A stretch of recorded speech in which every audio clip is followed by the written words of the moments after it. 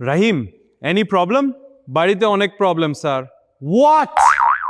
বস বলেছে রাহিম, any problem মানে কাজে কোনো সমস্যা আছে কিনা সেটা জানতে চেয়েছে।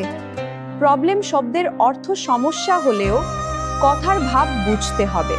বিদেশে কর্মস্থলে সাধারণত কাজ নিয়ে এই কথাবার্তা হয়।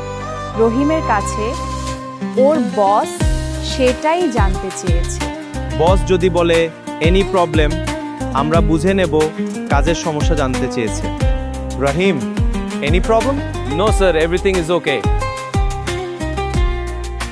রহিম বলেছে কোনো সমস্যা নাই, কিন্তু কাজে সমস্যা থাকলে বসকে জানাতে হবে। দ্রুত ইংরেজি শিখতে চাইলে চ্যানেলটি সাবস্ক্রাইব করো। ওয়ার্কার ইংলিশ বিডি, বিদেশগামী শ্রমিকদের ইংরেজি কোর্স।